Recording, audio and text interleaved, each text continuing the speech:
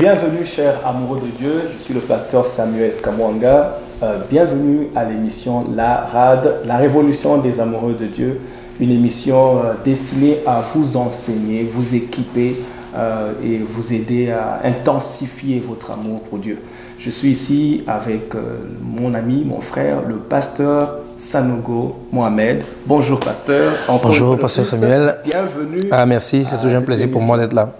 Nous sommes en train de parler de la position importante de l'Église en tant qu'épouse. Nous avons débattu un peu sur le parcours dans lequel l'Église est entrée, de cheminer. On a commencé à parler de la position du serviteur et nous avons touché 2-3 choses sur la position du Fils. Avant vraiment de toucher cette position prophétique de l'Église en tant qu'épouse, je voudrais qu'on touche encore d'autres points, surtout sur les bénéfices de ces différentes positions ou dimensions de notre relation avec Dieu. Vous étiez en train de parler des bénéfices de l'Église dans la position du Fils. Comme la Bible nous le montre dans le livre de Romains chapitre 8, à partir du verset 15, qu'en tant que fils de Dieu, nous sommes héritiers de Dieu et co-héritiers de Christ. C'est une position extraordinaire. C'est une position extraordinaire. Et je disais la dernière fois que plusieurs chrétiens, beaucoup d'enfants de Dieu, n'ont pas réalisé ce que cela signifiait. La première des choses, c'est la grâce. Je donne cette illustration. Quelle que soit la fidélité qu'un serviteur aura dans votre maison, il ne peut pas entrer dans votre chambre et puis sauter sur votre lit. Non. Si vous le voyez, vous allez croire que c'est un acte de sorcellerie, vous allez le chasser de la maison. Ok. Mais le Fils, votre lit est comme son lit. Il peut venir sauter là-dessus et il vous voit dans une dimension, il n'a pas à payer votre amour. Vous l'aimez parce qu'il est sorti de vous. Voilà. Et il est co-héritier. Ce qui est à vous est à lui. Lorsqu'un chrétien réalise cette dimension, il fonctionne à un niveau, il fonctionne dans l'héritage, dans la dimension de Christ, de manière extraordinaire. Voilà. Lorsqu'on fonctionne dans la dimension du serviteur, pour avoir un don, il faut l'acheter par la vie de consécration, par la vie de prière, tout ça. Un fils ne se sanctifie pas pour plaire à Dieu. C'est parce qu'il plaît à Dieu qu'il se sanctifie. Un serviteur se sanctifie pour plaire à Dieu. Un serviteur fait des œuvres pour plaire à son maître. Un fils, parce qu'il plaît à son père, il fait les œuvres. Voilà. Donc, ce n'est pas le même esprit de sainteté, ce n'est pas le même esprit de la sanctification. Un serviteur essuie la maison, il lave la maison. Un fils le fait pour apprendre à gérer l'héritage. Il ne fait pas ça, il ne se dit pas, je suis disqualifié si aujourd'hui papa m'a... il n'est pas disqualifié parce qu'il avait des choses, mais il le fait. Parce que c'est évident qu'un fils obéissant sera beaucoup plus agréable qu'un fils qui l'est moins. Voilà donc ce que nous sommes devenus en tant que fils et tout ce que cela peut représenter comme bénéfice de Dieu. On a un nouvel esprit, on triomphe de beaucoup de choses et on jouit de notre héritage céleste, la santé, la grâce, la richesse, etc. qu'il y a en Christ, qu'il y a en Dieu. Je crois que nous sommes en train d'évoluer et nous allons atterrir sur vraiment le sujet qui nous amène vraiment ici. Parce que nous voulons comprendre, là nous comprenons que l'Église a évolué. Il y a plusieurs vérités que le Saint-Esprit a ramenées dans l'Église pour nous aider, pour nous amener de gloire en gloire. Maintenant, nous sommes à une autre dimension que nous voulons vraiment décortiquer. C'est la dimension de l'Église en tant qu'épouse de Christ. Cette dimension, d'abord, nous disons que c'est une dimension prophétique. Ça veut dire que nous sommes dans une saison où l'Église doit comprendre cette dimension-là. Pourquoi d'ailleurs nous parlons d'une saison prophétique de l'Église en tant qu'épouse? Qu'est-ce que nous fait, nous montre, quels sont les signes qui nous montrent que c'est vraiment une dimension prophétique et surtout pour cette saison? Il faut dire que ce point est vaste. Il y a beaucoup de choses qui expliquent cela. D'abord, le plan de l'épouse est quelque chose qui est prévu avant la fondation du monde. La vérité, c'est que, en fait, la révélation que tu m'as fait la grâce d'en comprendre, c'est que même en créant le mariage, Dieu avait un plan.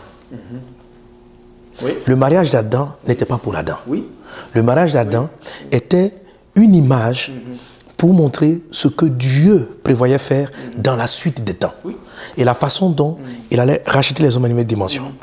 L'enjeu de l'épouse, c'est dans notre siècle important par rapport à la grande pression que l'ennemi va mettre en termes de puissance pour détruire l'Église. La Bible dit que Satan sait qu'il a peu de temps. Dans le livre d'Apocalypse 12, il vient contre la terre et il va amplifier sa pression. La Bible dit que beaucoup de personnes vont abandonner la foi. Le monde va devenir de plus en plus méchant, mauvais. Il va devenir de plus en plus difficile de vivre pleinement la chrétienté. L'Église va avoir une dose de puissance supérieure. Et cette dose de puissance supérieure, l'Église va devoir jouir d'un ensemble d'héritages, de faveurs, avant l'enlèvement. Parce qu'il y a une différence entre l'épouse et le fils. Le fils attend la mort pour posséder l'héritage. L'épouse jouit de l'héritage du vivant de l'époux. Elle a accès à l'héritage avant de partir. C'est comme je dis souvent, c'est-à-dire que l'épouse, comme la Bible nous dit, en parlant de, vous avez mentionné tout à l'heure, que le plan du mariage était représenté. C'est que le plan de Dieu en fait. Oui. Et la Bible dit les deux deviendront une seule chair. Moi, ma chérie, par exemple, mon épouse, quand elle prend ma chemise, elle veut porter. Et c'est pas... Il n'y a pas une cérémonie pour qu'elle prenne ma chemise. Hein, parce que quand elle était enceinte, elle prenait mes chemises parce qu'elles sont plus grosses.